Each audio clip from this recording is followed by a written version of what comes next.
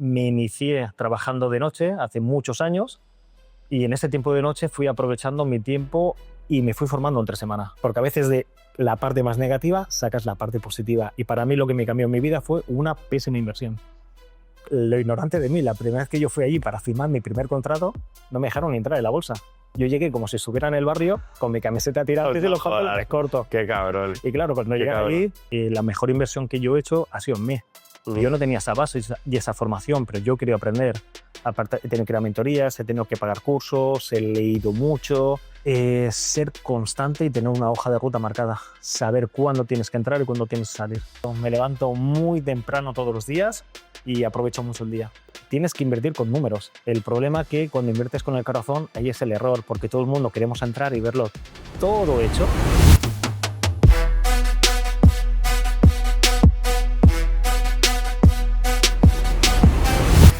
¿Qué tal, familia? Bueno, bienvenidos a un episodio más de Prósperos Podcast. Hoy con un amigo súper especial, amigo mío, nos conocemos de hace tiempo, Joel Acosta. Para el que no lo sepa, bueno, nos conocemos de la época que hacíamos striptease y tal, y bueno, luego nos hemos ido haciendo mayores. ¿Qué tal estás, Joel? Todo perfecto. ¿Todo bien? Todo perfecto. Muy bien, muy bien. Pues vamos al lío. ¿Quién es Joel Acosta? Joel Acosta, para quien no me conozca, tal y como ha dicho Lucho, me inicié trabajando de noche hace muchos años y en ese tiempo de noche fui aprovechando mi tiempo y me fui formando entre semana. Es decir, fin de semana teníamos lo que eran los espectáculos y entre semana teníamos tiempo libre, que habían dos opciones: o tomar el sol, gimnasio y rumba, o ponerte a estudiar. Hice un poco de equilibrio porque obviamente también con 20 años quieres un poco de rumba, un poco de sol, de gimnasio, pero con un poco de equilibrio. Preparando el terreno, ¿no? O sea, teniendo esa visión de futuro. Visualizando, porque yo sabía que si tú vives de tu físico tiene tiempo de caducidad. Y cuando llega ese tiempo de caducidad, te tienes que reinventar. Y antes de que llegues a ese momento, tienes que preparar el paso previo a lo que quieras hacer. No es lo mismo tener que coger cualquier cosa para vivir que elegir tu presente y tu futuro. No todo el mundo puede decir que hace lo que quiera. 100%, 100%. Vamos un poquito más para atrás. Me gustaría que me hablaras de tus inicios, de infancia, de qué tipo de familia naces, cómo recuerdas esa etapa escolar, esa transición a la adolescencia previa a lo que me has comentado del trabajo de striptease. El tema de la infancia, sí. Provengo de una familia obrera. Yo era de un barrio humilde de la periferia de Barcelona, padres trabajadores, inmigrantes andaluces, como la gran mayoría, y teníamos lo básico. Para vivir nunca me ha faltado de nada, pero nunca había tenido ni lujos ni nada, pero mi plato de comida, mi ropa limpia, siempre había tenido. Y la infancia, dentro de esas limitaciones, la recuerdo con bastante felicidad. Siempre hacíamos vidas en la calle, porque antes era muy habitual que todos los niños fuéramos a la calle con una pelota, nos tiramos hasta que se hacía de noche. Te podías ir a casa a lo mejor de uno que la madre te preparaba el bocadillo de nocilla. Claro. Era un poco todo más familiar, no es como ahora que está todo muy Todo el mundo enganchaba la tecnología antiguamente con una pelota y una bici y lo tenías todo hecho. Se nos hacía de noche y nos faltaban horas. Ya ves. Sí, y éramos todos del mismo barrio. Me acuerdo que nos asomamos al balcón, cuando viese el primer niño debajo, bajábamos todos en manada. Qué bien, qué bien, qué bien. Y etapa escolar, terminas los estudios, luego no sé si ya te pones a trabajar de muy jovencito o te... Al principio, esa etapa era la que menos claridad tenía. Tal y como te digo, venía de un barrio obrero y no había mucha ambición en esa época. Y si estudiabas, no estudiabas lo que querías. Estudiabas como para justificar que hacías algo. Porque no tenías otras metas más allá del día a día. Del día a día. Y sí que es cierto que hasta que no cogí conciencia, cogí trabajos temporales, trabajos sin cualificación, bastante fáciles, mal remunerados, hasta que llega un momento que el cerebro te hace un clic, como diciendo, esa es la vida que yo quiero. Tiene que haber algo más, ¿no? En algún lado. Totalmente. Luego, si eres una persona con inquietudes como soy yo, que siempre quería informarme, ver el problema que todo mi entorno era gente acomodada, sin presente, sin futuro, sin ambición. Y ¿cómo te creías que era lo habitual? Pero cuando empiezas a moverte un poco, empiezas a ver que eso no es lo habitual. Y ahí es cuando te empieza la curiosidad. Qué interesante. ¿Cómo condiciona el entorno? Yo en mi caso también, que vengo de familia humilde, al final tienes que ver otros paradigmas, otras opciones, otros tipos de vida, ¿no? Para ampliar tu capacidad mental y tal. ¿Cómo crees que condiciona el entorno y cuál es la manera para alguien que está ahora en un entorno no muy propicio para crecer de esto, precisamente de coger esta visión más amplia de miras, de que hay otras posibilidades y otro tipo de Ahora vida? hay una diferencia, que ahora hay mucha información. Ahora tienes internet, tienes mucha capacidad de coger información y puedes anticiparte a muchas cosas que hay. Hace años atrás no había nada. Ujú. Querías hacer algo, no tenías contactos porque no tenías más contacto más del barrio y no sabías que había vida más allá de esas calles. Y para ti el mundo era ese entorno, no era más. Y era todo muy limitado. Es decir, querías coger un libro, no sabías ni qué libro coger. Querías mirar algo, no existía Google, no existía... Redes sociales, internet, claro. O sea, yo creo que por... tú tenías un fuego dentro, ¿no? Supongo, de, hostia, tiene que haber algo más, ¿no? Correcto. O te llega alguna información suelta por ahí de que alguien ha salido del barrio y se ha Y luego montado... en el barrio también, tú no miras una proyección a X años, tú miras proyección a acabar la noche. Vives al día, Al día. no, Ya. no tienes más visión. Concepto de inversión, si vienes de una familia trabajadora, no son inversores, no tienen empresa, entonces todo suena chino, ¿no? Supongo. Sobre todo tienen mucho miedo porque al no saber invertir, y ese es el gran problema cuando te inicias como inversor, si tú te quieres mirar a tu entorno y tú preguntas, el desconocimiento de ellos, tienen miedo, te proyectan ese miedo. No hagas esto porque vas a perder, no hagas esto porque te va a ir mal, no hagas esto porque esas dificultades que ellos han tenido, y adoro y amo a mis padres. Seguro. Cuando han estado en vida me han dado todo y los 100%. adoro, pero sus limitaciones por sus miedos para evitar que me pasara nada malo me evitaban progresar. Claro. Y a veces, por circunstancias de la vida, en mi caso fue la peor inversión de mi vida, que a la vez ha sido la mejor que me ha pasado nunca. Porque a veces de la parte más negativa sacas la parte positiva. Y para mí lo que me cambió en mi vida fue una pésima inversión. Qué importante eso, interesante, ¿eh? Porque las personas no estamos condicionados a saber perder. Cuando coges y pierdes, y encima había un problema judicial por medio, hice una compra, para empezar y entrar un poco en materia, hice una compra de un piso por planos, pero... De mano en llave, ¿no? De eso que hablan sobre compras planos. por planos, sí, me lo entregaban al cabo de un año y medio. Hubieron muchos problemas, esa promotora quebró, se quedó la construcción a medias, no terminó los certificados final de obra, no terminó licencia primera ocupación. Bueno, fue un desastre. Tuve que acudir a un abogado. ¿Vale? Ese abogado era inversor. Ese abogado no solo me ayudó, sino que a día de hoy tengo una sociedad con él. Mira. Para que te hagas una idea, es decir, no sé qué vio algo en mí, vio que era una persona como llena de incertidumbres y con mucha visión, porque eso se lo prohibí el primer día, y cogió y empecé a captar esa información que me faltaba. Me empezó a decir dónde empezar a leer, qué leer, cómo poder hacerlo, y sobre todo me llevó la primera vez a la Bolsa de Barcelona. Yo en mis inicios siempre han sido en bolsa. Soy un gran visionario y especulador, y en bolsa es donde me siento más cómodo, pero nunca había ido en bolsa. Y hoy en día todo el mundo quiere hacer una compra-venta, coges el móvil y lo haces. En esa época solo podías o llamar por teléfono a tu agente, a tu corredor de bolsa, o ir físicamente para hacer la compra. No existía internet para hacer el tema de las operaciones. Y ya no solo eso, que yo no tenía formación. Tú llegabas allí, a la Bolsa de Barcelona, y decías, bueno, ¿qué hago? En Paseo de Gracia, ¿no? Correcto, en Paso de Gracia. A mí me asignaron un agente de una empresa, que recuerdo su nombre, que era señor Casado, típico señor con un porte elegante. Con su traje, ¿no? Y old school. Educado, hipercualificado, pero con mi ignorancia yo llegaba allí y yo creía que esa persona te decía qué podías hacer.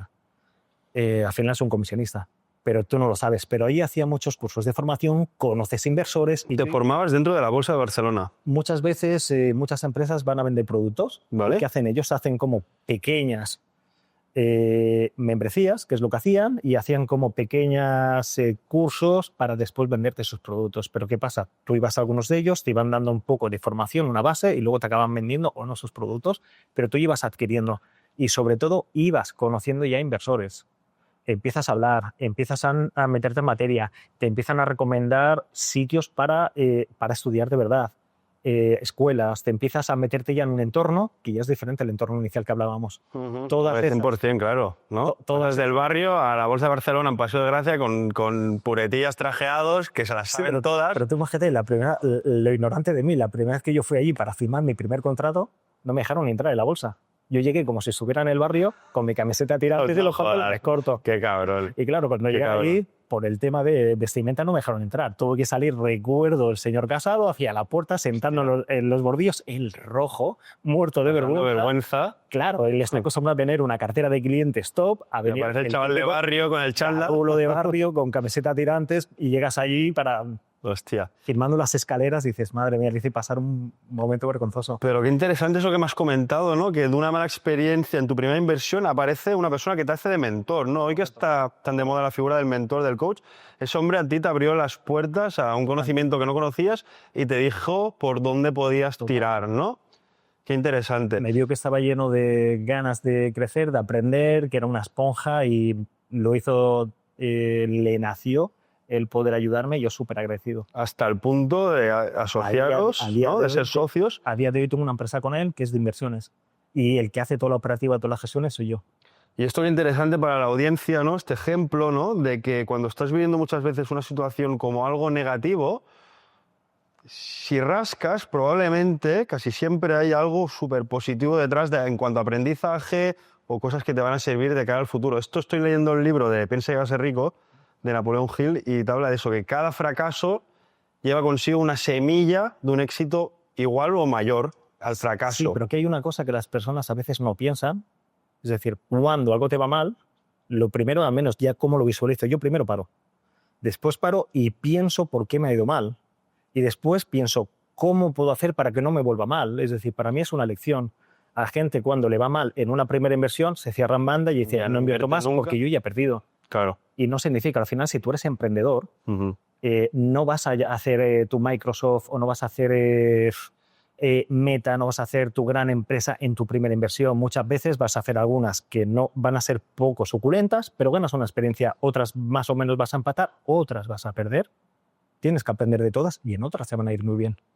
Después tú te vas formando poco a poco y al final dicen que un buen asesor fiscal es el que más pelos blancos tiene, pero no es por la formación, sino por toda la experiencia y todas las batacazas que se ha llevado. El perro viejo que se las sabe todas, pero se las sabe desde la acción y no desde la teoría, sino desde el estar en el barro, ¿no? Y más ahora, sobre todo, esto es importante para los nuevos inversores, porque estamos viviendo una época anabolizada de la economía, ¿vale? Y todos estos inversores todavía no han visto lo que es una bajada.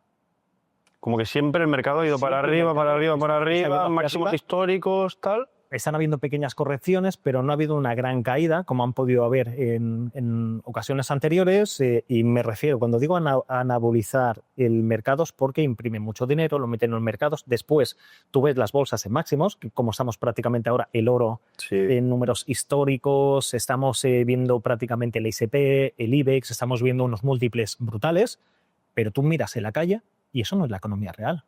Porque si vemos esos múltiples, en la calle deberíamos de ver cómo se hace. La abundancia, la gente en restaurantes, comprando coches y tal, y la economía real de la calle está jodida. Se reinvierte en los mercados financieros, pero lo que es las personas, cada vez tenemos más carencias y más dificultades. ¿Qué ocurre? Esas personas que ven que compras una acción, llámese Tesla, llámese Bitcoin, llámese Amazon, Disney, lo que sea, y sube sin parar, llega un momento que cree que eso va a subir sin parar, hasta que empiezan a llegar por X o por Z, porque cuando llegan las grandes golpes, siempre las grandes roturas te vienen 2, 3 máximas semanas, que a lo mejor te están bajando ese 30, 40, 50%, te vienen de golpe. Sobre todo, en 4 o 5 jornadas se puede bajar prácticamente todo. Y si tú estás en largo en esas posiciones, si te coges esa contracción, después para recuperar ese 50-60%, mucho tiempo. Puedes tardar mucho tiempo. Que cuando tú bajas un 50%, no significa que la bolsa tiene que subir un 50% para volver. Porque si baja un 50%, tu valor inicial es menor. Es decir, si yo tengo 10 euros y baja 50%, tengo 5 euros. Pero si sube el 50%, sube 50% de 5 euros. Tendré 7,5. ¿Qué significa? Debería ir al 100%, pues tardar muchos más años. Vale.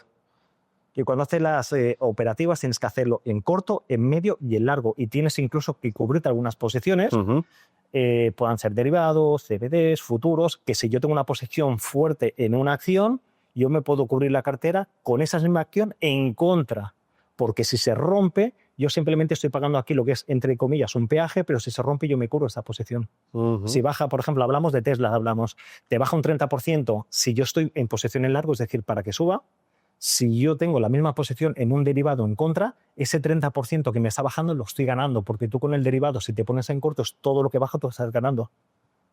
De esta manera, todo lo que baja me lo cubro de esta posición. Solo las posiciones que tú quieres mantener y estar en largo para que suba. Vale, hostia, interesante. Yo no domino tanto como tú el tema de la bolsa, sí que tengo mis inversiones en cripto y tal, también a largo, pero me parece muy interesante. Nos hemos metido ya enseguida con el tema financiero, que es tu fuerte, y trataremos mucho de esto. Me gustaría saber antes un poco cuál es tu definición de éxito más en global. ¿Qué es para ti el éxito? El éxito es una cosa simple, sentirte bien contigo mismo. Si haces lo que haces, tú te sientes confortable, te sientes que estás bien, te sientes bien y estás por el buen camino, suficiente. Qué bueno. El tener paz interior, ¿no? Estar contento con quien eres y con lo que haces, Contento ¿no? contigo mismo. Es como cuando a veces dicen cuál es la mejor inversión. La mejor inversión no es la que te da más dinero, es la que te permite dormir más tranquilo. Exacto. Hay gente que tiene una adversión al riesgo menor y otra gente mayor. Yo puedo tener más adversión al riesgo que otras personas y dormir tan tranquilo. Y hay gente que le baja un 2% la bolsa y se pone nervioso. Tiene insomnio. Yo puedo tener mi cartera un 50% y al revés, contento porque puedo seguir recomprando precios más baratos y estoy encantado. Y luego la importancia, ¿no?, de la inversión en uno mismo, ¿no? En conocimientos, en cuidar pues tu espiritualidad, tu físico. Tú eres un tío que siempre ha entrenado, el tema de mentalidad, ¿no? Todo esto como... Eso lo vas proyectando con el tiempo. Y yo te he puesto el ejemplo de mis inicios. Mis inicios he tenido carencias en muchos aspectos. La mejor inversión que yo he hecho ha sido en mí. Yo no tenía esa base y esa formación, pero yo quería aprender. Aparte, he tenido que ir a mentorías, he tenido que pagar cursos, he leído mucho, he ido a muchos lugares y al final todas esas inversiones que haces las adquieres en conocimiento. Claro. El problema es que hoy en día te ponen publicidad engañosa a veces en las redes y compra esta acción o compra esto y te vas a hacer rico en 24 horas. Y al final es mentira. Tienes que invertir en ti, formarte. Y una vez estás formado, igualmente haciendo prácticas sobre el directo. Muchas veces tú dices, no, a lo mejor pago este curso y te cuesta X dinero. Lo puedes ver caro y lo prefieres hacer gratis. Pero esa inversión que has hecho, yo recuerdo, por ejemplo, en una de las primeras operativas, en verdad yo estaba pagando para que me enseñaran una operativa. Yo esa operativa después la repliqué en el mercado y en el primer mes recuperé todo lo que hice. Durante X años, fíjate si me ha salido barata. Rentable esa formación, ¿no? Y ver luego la mente como un activo, ¿no? Todo el conocimiento claro, yo que tú adquieres. Operativa. Mañana mejor me interesa la operativa de otra persona. Cojo la otra operativa. Otro día la otra operativa. Y al final vas cogiendo el conocimiento de todos y después puedes hacer un mix como tú te sientes cómodo, porque tú lo proyectas de una manera y yo lo proyecto de otra. Y vas haciendo ese mix y al final es lo que hablamos. La experiencia te curte más con los años, con las ganancias y sobre todo con las pérdidas. La importancia de la formación continua, ¿no? Como emprendedor, como inversor. Me gustaría saber ahora que me hablaras de tu mayor fracaso en la vida. ¿Cuál ha sido tu mayor fracaso? ¿Cómo lo has vivido y cómo? ¿O en las inversiones? En la vida. No haberme formado antes, porque hubiera podido haber elegido la vida que estoy haciendo, que es la que quiero, hubiera podido haberla hecho mucho antes. Bueno. Y al final te acomodas por circunstancias, te cuesta salir de la zona de confort y una vez sales de esa zona de confort ves todo, ves que has perdido mucho tiempo, quieres recuperar todo ese tiempo que has perdido. Pero bueno, que nunca es tarde, al final ya lo estás haciendo ahora, ¿no? Pero sí, te entiendo, ¿no? Es como si ¿no? Que hay una pregunta que si empezaras de cero, ¿no? Pero esto tiene mucho valor para la audiencia, porque aquellos chavales jóvenes que nos estén viendo, que estén pensando, ¿no?, de entrar en acción en cuanto antes, ¿no? Y arriesgar y fracasar pronto, ¿no?, para ganarle la batalla al tiempo, ¿no?, que no perdona. Sobre todo que el fracaso no lo vean como un fracaso, o sea, lo vean como una experiencia. Y antes de hacer nada, que lean, estudien, se asesoren, se formen, que para mí es lo más importante, invertir en ti mismo y dejarte de la publicidad engañosa de terceras personas, de que te crees que sabes todo, de que te metes a un mercado inflacionista, que todo sube, que todo va hacia arriba y te crees que no te hace falta formarte en ti porque todo va a subir, porque cuando llegan las caídas luego no sabes cómo protegerte la cartera, cómo hacer diferentes estrategias, porque al final cuando tienes poco y pierdes ese poco, no tienes mucho que perder, pero cuando tu patrimonio empieza a ganar, lo más importante es la gestión del patrimonio. El mantener. el mantener. No es llegar, es mantener, ¿eh? Y después también hay otra cosa. Después tú Y buscar economía de escala. Si yo tengo 10 euros y gano un 50%, es muchísimo, un 50%. Pero solo he ganado 5 euros. Si tú tienes 1.000.000 de euros y ganas un 1%, tú dirás, una rentabilidad de 1% no es nada, pero de 1.000.000 ganas mucho más. Claro. ¿Qué ocurre? En función de cuando va creciendo tu patrimonio, tu operativa y tu forma de hacer las inversiones tienen que ir moldeando. Tiene que ser más apurada, ¿no? O sea, más... Equilibrarla una parte más en bienes más tangibles, puedan ser bienes raíces, puedan ser en commodities, y después también en la parte de negocios, y después sí que poseen otra parte más especulativa, una parte en bolsa, y luego siempre hay un porcentual que sí que puede ser un poco más a nivel, entre comillas, de inversión kamikaze. ¿Por qué? Porque si yo, por ejemplo, destino un 5% de mi cartera a... Kamikaze te refieres a lo mejor a una entre comillas, cripto nueva, en una cripto, ¿no? meterte en NFTs, meterte en un bot, meterte en cosas... Sí, algo que pueda pegar un pelotazo, pero que estés dispuesto a perder ese 5%, Correcto. ¿no? En caso de Porque que no que sea... al final del año, si todo lo que me genera, los alquileres, los dividendos y las plusvalías de todo el resto de inversiones, si pierdo ese 5%, no me va a suponer tener una pérdida patrimonial, porque yo he cubierto lo que es mi patrimonio e incluso tengo un crecimiento. Y si ese 5% das un pelotazo de un 2.000, 3.000%, fenomenal. Si lo pierdes en la totalidad, duermo tan tranquilo. Pero eso ya es una parte un poco más lúdica y más casino. Eso ya para menos inversión, es una parte más lúdica. Ya te entiendo. Entonces, para ti, ¿cómo sería la manera para alguien que está empezando con el mundo de la inversión? ¿Por dónde le recomendarías empezar a invertir? ¿En bienes raíces, en bolsa, en emprendimientos? Ya hemos dicho que la importancia de invertir en uno mismo, pero a nivel ya inversión fuera de lo que es la persona. Esa es una gran pregunta, y en España, por mentalidad, los bienes raíces creo que es lo, entre comillas, lo más estable, pero hay un problema con los bienes raíces, que no todo el mundo tiene capacidad de endeudamiento, sobre todo cuando eres joven, claro, y no todo el mundo tienes el ahorro suficiente para empezar a apalancarte, es decir, que el banco pueda confiar en ti y en darte ese crédito. Por eso lo más fácil cuando tú empiezas es empezar con acciones, porque es más económico. Vale. Pero con una proyección a X años para poder, cuando vayas creciendo a nivel patrimonial, distribuir bienes raíces, acciones, negocios, tener diferentes fuentes de ingreso. A todo el mundo con 20 años se pudieran comprar pisos, edificios y casas, le diría, si tienes por oportunidad, claro, la mentalidad que hay en España, hazlo. En España casi el 70% de las personas tienen bienes de propiedad. En cambio te vas a otros lugares de Europa y la gente tiene mucha más inversión, por ejemplo, en renta variable, y lo que son bienes raíces en países como Bélgica, Suiza, Holanda, la gente no pasa de un 30-40% de bienes raíces. El resto prefiere invertir su jubilación, su futuro en tema de acciones. Es un tema de mentalidad. Ya, hostia, interesante. Y en bolsa, esto que has dicho, ¿no? Empezar en bolsa. ¿Por dónde empezarías? IBEX 35, empresas españolas, mercado americano. A ver, ¿dónde crees que hay más? Seamos claros, si tú quieres invertir en bolsa, el IBEX 35 está limitado porque no tiene suficiente volumen. Sí que puedes entrar en algún valor especulativo. En alguna empresa concreta. Más que empresas concretas, el IBEX sí que tiene muchas lateralidades. Lateralidad significa que te marca un suelo y un techo con mucha seguridad, porque como no tiene suficiente compra, llega un momento que se bloquea y no puede crecer más allá. Es decir, tú te vas al Standard & Poor's y hay empresas que empiezan con $2-3 cuando empiezan a hacer a salir en bolsa, ¿no? Su salida en bolsa, ¿sí? Y llega un momento que la pesa 300, 400, 500, $600 no tienen techo. En cambio, entras en algunos valores en el IBEX y muchas veces ves que te marcan como un patrón de un mínimo y un máximo, se mueven esa lateral mínimo, máximo, mínimo, máximo. Tú sabes que se mueve en ese rango. Si tú sabes leer esa acción, es fácil saber cuándo la zona del suelo y la zona del techo. Y cuándo compras en el techo. ¿Qué significa? Ahí puedes hacer operaciones de swing trading, que pueden ser operaciones de 2 semanas, 2 meses o 6 meses, marcando esos suelos y techos, y tú sabes que a lo mejor ahí le estás sacando un 15 o un 20% de rentabilidad. Si entras en 2 ocasiones y le sacas un 15 y un 15, le has sacado un 30. Por eso, si tú me dices, yo quiero inmovilizar mi dinero en el IBEX 35 en algún valor hasta 30 años, te diría, no, nunca lo hagas. No. O no es mi consejo.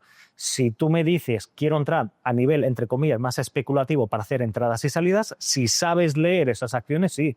En cambio, tú me dices, no, quiero estar tranquilo, compra índices, compra Standard & Poor's, compra... y a largo plazo. si quieres hacer como un sistema de ahorro a largo plazo. A largo plazo, Standard & Poor's, Nasdaq, ¿no? Quizá. Nasdaq es más volátil porque todo es a nivel tecnológico. También, por ejemplo, puedes coger el tema de commodities, pero el problema de commodities es que hará una gran subida por el tema de la inestabilidad política, pero lo que la gente no sabe, que tanto el oro y la plata también bajan. Cuando las bolsas bajan mucho, hay un trasvase, o normalmente hay un trasvase, quitando en el momento de economía como está ahora, que está adulterada. Significa que cuando las bolsas están bajas, la gente sale del valor refugio, como puede ser el oro, y entra a las bolsas porque tienen mucho margen de subida. Cuando las bolsas vuelven a subir y hay tensión, salen de las bolsas porque ya tienes poco recorrido y se van al oro. Hostia. Siempre está ese trasvase, quitando esos últimos años por la adulteración de los mercados. Muy bien, muy bien, muy bien. Entonces, me gustaría saber para ti, que eres un tío que siempre se ha cuidado y está con la mente ahí despierta, pendiente de la inversión, ¿cuáles son los hábitos claves que debería tener una persona de éxito? Para ti, ¿cuál es la actitud, la mentalidad correcta para una persona de éxito? Ser constante y tener una hoja de ruta marcada. Saber cuándo tienes que entrar y cuándo tienes que salir. Y como se dice en bolsa, el último euro que lo gana otro, sea en bienes raíces, sea en acciones o sea en un negocio propio que tú estás montando. Porque a veces tu negocio sabes que tiene un crecimiento limitado. Si lo estás metiendo en la facturación máxima, véndelo en ese momento. Saber cuándo comprar y cuándo vender. Para mí la diferencia de un gran inversor no es cuándo entras a comprar. Todo el mundo sabe comprar un IBEX en 6.000 puntos, todo el mundo sabe comprar un Standard & Poor's en 2.300. La clave es cuándo salir. Porque muchas veces hay gente que sale muy rápido por el miedo a que baje, o por avaricia se queda mucho esperando que siga subiendo tanto que por avaricia y codicia se te rompe el mercado y te vienes atrás. Para mí la clave de un gran inversor a otro es el saber elegir el momento de salida. Por eso te marcas. Cuando vas a hacer una inversión, yo no miro cuánto puedo ganar.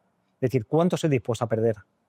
Y yo me marco la cantidad que puedo perder y a la vez yo quiero mirar el ratio para sacar el beneficio. Y ahora te voy a explicar eso de los ratios, que es bueno para que la gente lo sepa. Yo cuando llego a mi ratio, yo ya sé dónde yo quiero salir. Ahí yo cojo y salgo, me da exactamente igual que después el valor siga subiendo. Vale. De esa manera, yo ya he llegado a mis objetivos. Si el valor sigue subiendo, he dejado de ganar, pero no he perdido. Pero no he perdido. Y si el valor cae, se rompe, no pasa nada, porque yo conservo no solo capital, sino la plusvalía y encima tengo más dinero de volver a entrar a la misma acción más barata. Y después lo que hablamos de los ratios, sobre todo el tema de los ratios es cuando haces trading. Trading es otro tipo de operativa. Para mí es un poco más, tienes que ser más estricto que se hace swing o si haces a largo plazo. Y yo cuando hacía trading, durante varios años hice trading hasta que llegó un momento que preferí enfocarme para otras cosas. Miraba mucho el tema de los ratios. Y te voy a poner un ejemplo. La gente siempre te puede hablar un ratio 3-1, 4-1, 5-1, etcétera. Para hacerte los números, yo siempre buscaba un ratio 3-1. ¿Qué significa? Por cada euro que estaba dispuesto a perder, yo buscaba 3 de beneficio. O sea, pérdida limitada, ¿no? Y ganancia limitada, pero exponencial en ese sentido, ¿no? ¿Por qué? Porque yo estaba dispuesto a perder ese euro y buscaba esos 3. Y te voy a poner un ejemplo. Si haces 10 operaciones, si aciertas 5 y fallas 5, ¿con qué cantidad estás? Claro, estás ganando porque, ¿no? Cuando fallas pierdes 1, cuando ganas, no, ganas 3. Si yo voy al 50%, que tengo un 50% de acierto en trading a veces es muy difícil, tú miras, de cada 10 euros que yo invierto, si yo perdía 5 veces, es 10, 10, 10, 10, 10, te vas, son 50 euros. Pero si yo acertaba 30 euros, por 3 por 5 son 150. Si yo gano 150 y pierdo 50, sigo ganando 100, estoy ganando un 200%. Pero aún así, si yo acierto solo un 30%, 3 veces de cada 10... De cada 10 igualmente estás en beneficio porque es un por 3 cuando ganas y un -1 cuando pierdes. Correcto. Siempre miras ese ratio y acertando muy pocas veces al menos cubría mi cartera, no me descapitalizaba, porque lo importante en el trading es no descapitalizarte. Vale. Pero el trading es más... tienes que ser súper estricto. Es muy de estar allí en la pantalla, ¿no? Analizando. Cuando ves que ese valor ya te está yendo a ese 1%, 2% o 5% que tú te has marcado de pérdida para salir, sal. sal, acepta la pérdida. Ujú. Si no aceptas la pérdida, Hay que saber salir aun perdiendo, igual que ¿no? digo que en acciones a largo plazo, si va bajando, puedes estar tranquilo, incluso si tienes capacidad, puedes ir recomprando para ir promediando. En trading no lo hagas en tu vida. Sal, cierra la posición, pierdes y mañana volverás. Qué interesante. Vamos a llevar ahora la conversa un poco más al tema nutrición, por ejemplo, coches. Vamos a empezar por preguntarte cuáles son los 3 alimentos que no pueden faltar en tu dieta. Aguacate, Aguacate, carne, últimamente mucha de cerdo, carne de cerdo y frutos secos. y frutos secos. O sea, bien de proteína, ¿no? Y grasas saludables buenas, ¿no? Correcto. Elimino de mi dieta básicamente casi todo el carbohidrato. Vale. De vez en cuando, obviamente, yo no voy a competir, sí que pongo lo que es carbohidrato, pero la fuente de energía la intento sacar de la grasa. ¿Qué impacto crees que tiene la comida en que el cerebro funcione de forma correcta, pues para invertir, para estar más despierto durante el La día? alimentación es la clave. Para que tengas energía hasta el final del día o no tengas energía, para sentirte bien, para tener ese punch, ese de más. Muy bien. Y ahora me gustaría saber que me digas tema coches. ¿Te gustan los coches? Sí, pero tampoco es mi locura. Vale, vale. Si te tuviera que preguntar top 3 de marcas favoritas. Fíjate que te voy a ir por otro lado distinto. Yo, Venga. para mí el tema del coche es un pasivo. Y para mí, excepto, por ejemplo, si eres un taxista. Y yo el tema de coches, ahora mismo, en concreto, cojo rentings. Y me da exactamente igual. Mientras me dé seguridad, estabilidad, me es indiferente el coche. Me muevo en transporte público, si tengo que hacer un renting un día lo hago. Y me es indiferente. Mentalidad de inversionista a tope, ¿no? De pasivo activo, el coche ya es un, Para mí, un coche es un pasivo. tiene que prestar un servicio. Hay personas con coche, para ellos es... También la sinónimo de energía o el estatus o, bueno, que simplemente te gusta, ¿no? Y asumes Eso que me es da igual, puede por ser un eso. gasto, pero... Para mí me da un servicio, pero prefiero gastarme el dinero en otros 1000 actividades. ¿Qué hobbies tienes así de... No todo es inversión, entiendo, que te gusta pues disfrutar de la vida, no sé si viajar, restaurante, ropa, no lo sé. ¿Qué hobbies Todo tienes, tipo Joel? de deporte, Deporte. todos los viajes, me gusta hacer escapadas cada mes, aunque sean 2-3 días. Qué bueno. Muchas escapadas constantes, conocer todas las ciudades que pueda, en este caso cuando son escapadas cortas más en Europa. Y cuando me refiero a todo tipo de deportes, desde deportes tan variopintos como puede ser crossfit, como puede ser pádel, como puede ser hacer rafting, trekking, Qué bueno. todo tipo, todo lo que es naturaleza, perderme en la montaña, hacer un barranquismo, hacer cualquier cosa, lo adoro. Importante, ¿no? También llevar una vida sana, ¿no? Para el tema de la mentalidad, el físico. Un tío como tú ha hecho siempre deporte. A mí personalmente me siento bien y en mi tiempo libre hago eso. Y más también que después de, y tú lo sabes, mejor que nadie, después de haber trabajado tantos años de noche, no quiero pisar una discoteca ni. Ni de broma, ni de broma. Vivir de día, dormir de Todo lo noche. opuesto. Me levanto muy temprano todos los días y aprovecho mucho el día. Muy bien, muy bien. Entonces, empezaste con el tema bolsa, ¿no? Me has comentado que en la bolsa de Barcelona muy jovencito, luego tema trading, ¿no? ¿Correcto? Y ahora más recientemente estás más con el tema bienes raíces, tema hipotecario. Cuéntame un poco, si te sacaste algunos estudios al respecto, Sí. ¿cuál es la figura que estás llevando a cabo actualmente y dónde está el business? Y luego tendré unas preguntas sobre el tema de invertir en bienes y raíces que me interesa mucho. Cuéntame, tú eres broker hipotecario, Correcto. ¿vale? Y para que la gente no sepa, ¿qué es un broker hipotecario? El broker hipotecario nace básicamente como figura externa de cualquier banco, porque los bancos antiguamente tenías 1000 oficinas y tú te ibas a una oficina cuando antiguamente eran bancos y te atendían bien, te daban hasta caramelos y bolígrafos y todo cuando llegabas a la entrada y te decían buenos días y te hablaban hasta por tu nombre. Llegabas allí y podías hacer cualquier tipo de cosa. Hoy en día, obviamente, cada vez se está digitalizando todo lo que es el servicio de banca. Claro. Lo que es la operativa, hay menos oficinas y están sobresaturadas lo que son las oficinas. Y por eso nacemos la figura externa. Si yo cojo un cliente que quiere tramitar una hipoteca, en algunas ocasiones no todo el mundo tiene buenos contactos en el banco o no todo el mundo no entiende un poco cómo empezar. Por eso nacemos nosotros. Nosotros atendemos al cliente y en función del cliente vemos el perfil que tiene, porque cada banco busca un target distinto de... ¿Y esto tú tienes un tipo de licencia todo. Es decir, ¿no? tienes que sacarte tus Te tienes que sacar un certificado. Tienes que inscribirte en el Banco de España, que te tiene que autorizar, tienes que sacarte tus seguros de RC, tienes que hacer una formación constante de forma anual. Vale. O sea, tú eres agente libre. Soy agente libre que colaboro con todos los bancos. Con todos los bancos a nivel europeo o mundial incluso. Con mi licenciatura yo puedo trabajar con todos los bancos de la Unión Europea. Todos los bancos de la Unión Europea, qué interesante. Pero obviamente el mercado lo tengo principalmente en España. En España. Y esto una persona que quiere comprarse su primer piso, por ejemplo, ¿no? A modo de inversión. Eso, me voy a comprar un piso para ponerlo a alquilar y que con la renta se vaya pagando solo las cuotas de la hipoteca.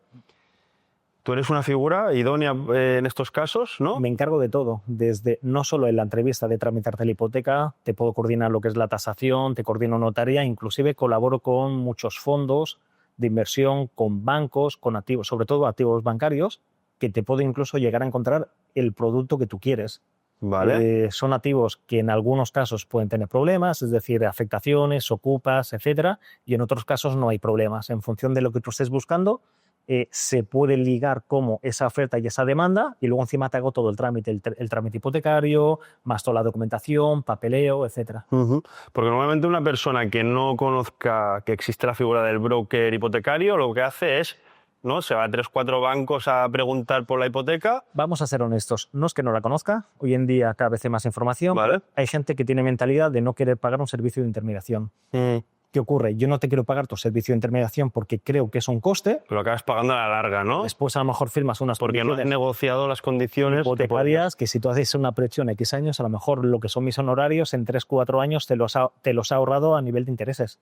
Y si haces una hipoteca 25-30 años, fíjate cuántos años de proyección tienes de haberte ahorrado esa cantidad de dinero. Claro. Pero la mentalidad, sobre todo española, y no quiero criticar, soy español y estoy encantado, es el intentar no pagar nada, intentar hacerlo todo a base de... Al final es pan para hoy, hambre para mañana, ¿no? No tiene un cuñado, un hermano o alguien que conoce a todo el mundo y al final acabas firmando lo que firmas. Porque sí que es la verdad que el 60-70% de nuestros clientes suelen ser extranjeros. ¿Vale? Gente que no tiene tantos contactos y que no sabe un poco cómo moverse, pero de 2 perfiles. Número 1, gente que pueda a lo mejor tener una parte más precaria, y luego tienes la otra parte, gente con una posición muy fuerte que quiere las mejores condiciones, y sobre todo clientes no residentes que prefieren pagar ese servicio, pero que se lo ha gastado. No viven en España, pero quieren invertir aquí. Que vive en Dubái, que vive en París, que vive en Milán y quiere hacer una inversión de bienes raíces en España, prefiere delegar a una persona como la mía para que le haga todo ese tipo de gestión, y ellos les sale mucho más rentable pagar un intermediario que te encargas absolutamente todo, y ellos evitan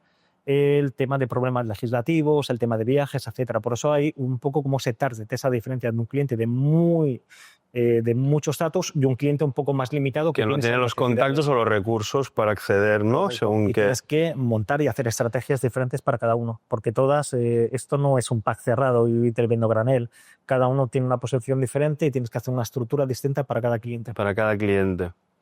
Porque al final, para ti, una buena inversión en bienes raíces, ¿cuál sería? ¿Es ir a buscar un inmueble con problemas afectado por una ocupación, por temas de célula de habitabilidad, como se llame, ¿no? Supongo que en estos pisos con más afectaciones, ¿no? De por un caso o por otro, donde puedes sacar más rentabilidad o... Hay un gran estigma y vamos a poner de ejemplo Barcelona. Todo el mundo que ha estado en Barcelona, conoce Barcelona, sabe cuáles son las mejores calles. Sabe dónde sale Eixample, Paso de Gracia, sabe un poco qué es donde querría vivir, y a veces tú crees que comprar allí es la mejor inversión y depende sí o no. Gente que invierte allí es para que no tenga devaluación patrimonial, porque lo que es el valor patrimonial se mantiene muy bien. Pero a nivel rentabilidad, en Cataluña tenemos limitado el precio del alquiler por el metro cuadrado. Sí. Vas a entrar a un inmueble pagando unas barbaridades por metro cuadrado y tu rentabilidad va a ser mínima. Si tú miras lo que es la rentabilidad por alquiler, es pésima esa rentabilidad. Y margen de crecimiento es pésimo, porque ya estás comprando un múltiple muy elevado y vas más o menos a conservar. ¿Quién invierte ahí? Quien tiene mucho patrimonio y quiere estar tranquilo con su patrimonio. Sí. Pero si tú estás empezando y tú necesitas crecer, sacar buena rentabilidad... Para ir comprando más piezas y tal, ¿qué recomendarías? La parte de inmuebles en barrios obreros o incluso con problemas como comentabas. Es decir, hay a veces problemas de cédulas, pero que son problemas subsanables. después De tocar algo, de hacer alguna pequeña obra y que venga un ingeniero, un arquitecto y lo antes de modifique. comprar, vas con un arquitecto, verifica, coge planos. Ahí es donde pueden haber más márgenes, entiendo, ¿no? Estás comprando algo como con un poco de marrón, como un poco Sí, enmarronado. cuando estás comprando con problema. Algo con problema. Cuando compras con problema, Te suelen hacer tienes ese descuento porque mucha gente no quiere problema. ya. No quiere pasar los 4 meses de subsanar el yo quiero problema. comprar en mi piso, reformado, bonito, limpio, perfecto, págalo. Claro, págalo. Yo cojo un piso que está destruido, todo pintado oscuro, Claro. es sucio, lo tienes en Límpialo, descuento, pero claro, refórmalo, ves ¿no? ese piso que tienes una buena distribución, estás en una zona medio decente, sabes que si haces una reforma o un lavado de cara, la proyección que tienes es brutal. Ver con la mente y no con los ojos, ¿eh? Que esta es una habilidad que para el inversionista es todo, ¿no? Es ver con la... Tienes que invertir con números. El problema es que cuando inviertes con el corazón, ahí es el error, porque todo el mundo queremos entrar y verlo todo hecho. En cambio, si tú ya visualizas lo que tú puedes llegar a hacer, la cosa cambia, porque ese descuento es el margen que tú vas a meter con tu bolsillo. Claro. Y para una persona que esté empezando, ¿no? Y se quiera comprar su primer piso como inversión y tiene 20.000 euros ahorrados, ¿cuál sería tu recomendación? ¿Qué harías tú si tuvieras 20.000 euros? ¿No hubieras invertido nunca en bienes raíces? ¿Qué irías a buscar? ¿Qué tipo de activo irías a buscar? Si quieres invertir en bienes raíces, lo primero que yo aconsejo es que vayas a un profesional y que te mire la capacidad de endeudamiento que tienes. Porque tú tienes ahorrados 20.000 euros, pero a lo mejor tienes una nómina decente o no la tienes. O tienes una proyección de futuro que lo puedes enseñar en el banco. ¿Cómo están los papeles oficiales, no? ¿Son un poco? Primero saber la capacidad de deuda que tienes, porque a lo mejor un banco te dice yo te puedo dar hasta 90.000, hasta 70.000, hasta 120.000. Luego tú haces el cálculo de lo que el banco te da con tus ahorros, con los impuestos que tienes que pagar, porque es otra cosa que nadie sabe, es decir, en cada comunidad autónoma pagas un impuesto Los diferente. impuestos y los gastos de notaría también y historias. Se paga siempre el ITP, que varían en cada ciudad. Sí. Luego tienes que pagar notaría, tienes que pagar tasación, tienes que pagar registro. Luego si hay intermediación, sea en inmobiliaria, sea broker. Es decir, todo ese cálculo lo tienes que tener antes de hacer la operación. Y sabiendo tus ahorros, tienes que ver si cubres todo eso más lo que el banco te da. Entonces dices, yo con mis ahorros más la capacidad de endeudamiento que tengo capacidad de un inmueble de 90.000 euros, de 110.000 euros. Si sabes que tienes esa capacidad, no vas a ir a paso de gracia a mirar tu piso. Claro. Dentro de ese dinero hay zonas, y vuelvo al mercado de Barcelona porque es donde estoy. ¿Dónde estás? Que más o menos hay zonas obreras que tienes capacidad de poder encontrar inmuebles calidad-precio en condiciones, con presión compradora, que eso es lo importante, que tú pones a la venta un activo en esa zona, siempre y cuando estés a precio de mercado, lo vas a poder vender en 2 meses, 3 como mucho, y vas a poder adquirir y dar una salida, porque a veces dicen, no, he visto un piso muy barato en Tarragona, me sale por 40.000 euros, o en Lérida, perfecto, lo vas a poder comprar y tú ves que para ti es una ganga si comparas con precios de Barcelona. Por el precio. Pero luego tú quieres vender en esa zona. Sí, o alquilarlo, ¿no? ¿Quién quiere vivir en un pueblo de por ahí, no? A lo mejor para vender ese inmueble vas a tardar 2 años o 3 años. Te tienes, a mi entender, entrarían zonas que aunque pago un poco más, sé que la salida es más rápida. ¿Es fácil vender o fácil alquilar? Correcto. ¿No? Porque aquí hay el margen de la compra-venta de compro barato, vendo caro, ¿no? Sería una forma de ver. Compras caro, pero vendes caro y lo haces rápido. ¿Qué pasa? A lo mejor le has sacado un 15-20% neto, pero puedes hacer 2 o 3 operaciones al año. En cambio, puedes coger un activo muy bien de precio en Girona, lo puedes coger en Lérida o en Tarragona, sí, y te puedes tirar 2 años para venderlo. ¿Te vale la pena a lo mejor para sacar la misma rentabilidad que en el otro lado 2 años, si tú en 2 años puedes hacer 3, 4, 5 operaciones? Si te pones a mirar la misma rentabilidad por número de operaciones, has sacado 6, 7, 8 veces más. 100%, 100%. Y tú que eres un tío que está tan conectado con el tema bancos, ¿qué importancia le das, ¿no? El entorno que hablábamos al principio del barrio, ¿no? Que te come mucho, ¿no? A nivel contactos, networking, ¿qué importante es en el mundo de las inversiones estar bien conectado para enterarte de promociones, de oportunidades que no están a lo mejor en Idealista, en el caso de los pisos, o incluso en tema de que puedas tener información de ciertas empresas para invertir en bolsa? ¿Qué importancia crees que tiene el tema de estar bien conectado? Es todo. A veces pagas una intermediación no por el papeleo, sino por sus contactos. Es todo. Hay dos dichos en la vida, es ¿qué prefieres, tener dinero o tener contactos? Si no tienes dinero, tienes que mirar de tener contactos, y con contactos lo tienes todo.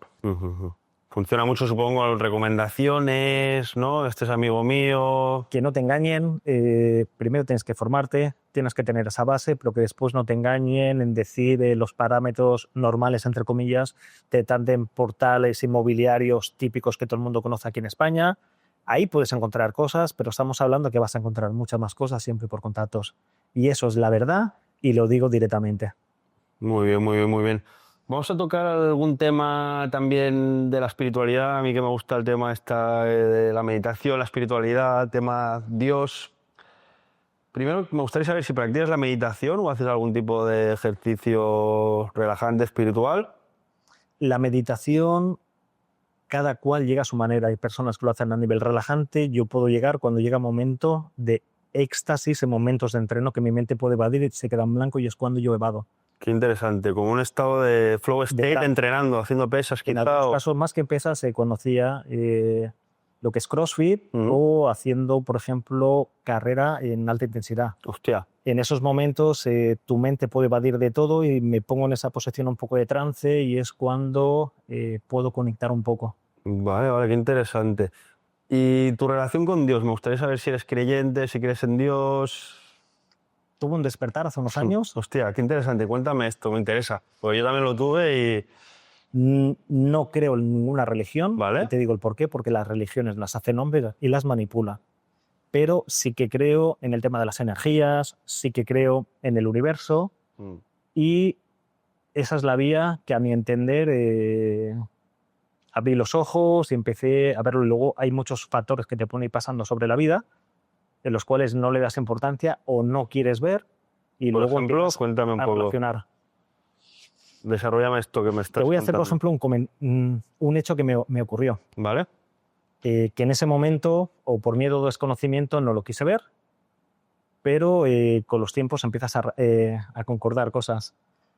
Uno de mis mejores amigos falleció, bueno, el que era mi mejor amigo en la adolescencia. Y justo cuando estábamos en el tanatorio, fui la última persona que me quedé en el tanatorio. Y antes de cerrar el baúl, yo cogí un objeto personal y lo puse dentro del baúl y lo cerré. Nadie lo vio. Nunca se lo he dicho absolutamente a nadie, ni a su madre, ni a sus familiares, ni a ninguna de mis parejas que he tenido, nunca a nadie. Eso quedó ahí. Al cabo de los años, trabajando en un local, de noche conozco a una persona y notaba que me miraba como muy extraño. Era una mirada muy rara. Una persona nueva que apareció por ahí. Un cliente. Sí, un cliente. Un cliente. Y era como una cosa muy extraña. Y me vino la dueña del local y me dijo que esa persona quería hablar conmigo. En ese momento era como una medio curiosidad, medio cosa rara, porque tú puedes mirar a alguien que te puede mirar, puedes entender muchas cosas. No entendía esa mirada. Resulta que él era medium. Medium. Correcto. Y quería hablar conmigo, pero decía que en ese momento él había bebido un poco, etcétera, y que quería hablar en un momento que él su vida sobrio. Me comentó que era medium, me comentó que quería verme y lo hacía de forma desinteresada, es decir, vienes aquí al día siguiente en el local con la dueña, Sin todo cobrarte cerrado, nada. no te cobro ni nada. Y me comentó el tema de mi amigo antes de ir para que me dejara un poco ¿Te comentó él? Me hizo un comentario que obviamente fue lo que Como me que llamó la sabía curiosidad. lo que había ocurrido sin... Correcto. sin Y en ese momento, claro, me genera curiosidad. Yo tenía dudas de ir o no al día siguiente y al final decidí de ir. Y en ese momento me empezaba a decir cosas, pero yo estaba como muy cerrado, muy a la negativa. defensiva, ¿no? A la defensiva total. Como no quería creer todo lo que me estaba diciendo, pero justo en el momento que él me dice el objeto que yo le metí en el ataúd y se cerró, ¿cómo sabía esa persona lo que había hecho cuando nunca se lo he hecho a nadie en mi vida? Qué locura, ¿eh? Me erizaron los pelos en ese momento. Tía. ¿Qué lectura, Impresionante esta ¿qué historia. lectura Bueno, pasa eso? pues no lo sé, gente En que ese conecta con la momento- energía, que tiene un don allí para... En ese momento, yo como protección lo quise negar todo, pero luego es Por dentro, ¿no? Debería- innegable porque le vas dando vueltas y después cuando tienes ese despertar empiezas a relacionar cosas que es imposible. Nunca, jamás en la vida le he dicho a nadie lo que había como esa persona, que no lo conocía de nada, encima era un italiano que estaba de vacaciones, que se iba a los 2 días, era como me lo pusieron para decir que hay algo más y desapareció. Hostia, increíble, increíble, increíble. Pues bueno, vamos a ir cerrando este podcast, esta entrevista. como siempre termino con una pregunta que es esta. ¿Qué es para ti la sexualidad? Wow. Yo tengo una respuesta un poco más ambigua. Porque al haber estado también vinculado a la noche, a la industria, yo tengo como dos lecturas. Por un lado, la sexualidad lo puedes ver como parte muy importante de una relación. Porque aparte de la confianza, que para mí es la base de una relación y la confianza, la sexualidad es un punto importante. Pero luego está la contrapartida, el que ha estado viviendo o conoce el mercado, también ves otra parte cómo es un negocio siempre y cuando lo hagas de forma voluntaria y sepas lo que estás haciendo. Por eso yo veo esas dos dualidades. ¿Sabes la sexualidad como parte importante de una relación de amor, ¿no? Donde el sexo tiene que ser fluido, de calidad, ¿no? Correcto. Y estar presente, ¿no? Como intercambio de energías entre dos personas Correcto. que se quieren y tal. Y luego la parte del negocio que también conocemos tú y yo, Correcto. que es algo bueno. Tienes esas dos lecturas. Y luego hay un tercer bastión, que sería una zona intermedia. Es gente que no quiere tener relaciones, pero que necesita complementar, obviamente, sus necesidades y cada cual coge sus motivaciones como lo quiere. O Muy cubrir bien. necesidades, o generar un vínculo emocional, o business. Pues bueno, Joel, muchas gracias por participar en el podcast, la verdad. Ha sido un placer estar aquí contigo, ha sido un placer esta entrevista, me has hecho sentir muy cómodo. Muchas gracias. Increíble toda la información. Hostia, se te nota que dominas mucho el tema de inversión. Yo que no estoy tan metido como tú, hay cosas que a veces tengo que procesarlas. Pero bueno, me ha quedado claro que es importante al final, primero, invertir en uno mismo, ¿no? Luego, tener mentalidad de emprendedor, de empresario, emprendedor, asesorarte, me estás comentando. Y luego diversificar un poco la cartera de inversión. Supongo que pues está bien tener un poco de acciones, algo de bienes raíces siempre que se pueda, ¿no? Y tener allí, cuando baja una cosa, al menos estar como Cuando protegida. vas creciendo vas diversificando. Cuando tienes poco no vas a diversificar de poco, pero cuando empiezas a crecer debes de diversificar. Claro, y también me ha quedado claro, ¿no? Que bueno, para el que no tiene muchos recursos al principio, empezar con acciones, que es más asequible a la hora de entrar, y luego, a medida que vas generando capital, pues mirar el tema de bienes raíces. Correcto. Y también mirar una cosa en el asesoramiento, perdona que te Sí, interrumpa. no, y tanto, por supuesto. No solo la rentabilidad que tú puedes sacar, sino los gastos de intermediación y la fiscalidad.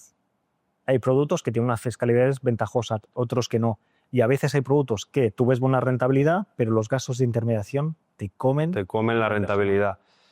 Pero estoy totalmente de acuerdo contigo con el tema de asesorarse bien. En cualquier cosa en la vida sale barato asesorarse bien. Tener buenos asesores, a nivel inversión ya no hablemos, ¿no? Pero yo a nivel gestor de la empresa, una gestoría que más allá de hacerte la declaración de la renta, tenga sus contactos, te sepa también, ¿no? Dar tips de... Yo, a mi entender, una gestoría te tramita toda la documentación. Todo lo demás lo vas a obtener tú con tus ganas de buscar contactos, porque un gestor es un gestor. Sí. O un abogado es un abogado, pero no te va a hacer una estrategia financiera. Para eso tienes cada área gente especializada. Por ejemplo, gente especializada en bolsa, gente especializada en empresa, gente especializada en bienes raíces. Cada cual tiene un especialista. No voy a ir un especialista de bienes raíces para que me diga en bolsa, o uno de bolsa para bienes raíces. O a nivel empresarial, no tiene nada que ver el funcionamiento de amortizaciones de una empresa, de endeudamiento, capitalización, mil cosas que para un inversor es totalmente diferente. Muy buena esa apreciación. Pues nada, familia, hasta aquí el episodio de hoy de Prósperos Podcast. Como siempre, si os ha gustado el episodio, darle like, suscribiros al canal, podéis comentar, proponer nuevos invitados y como siempre, muchas gracias.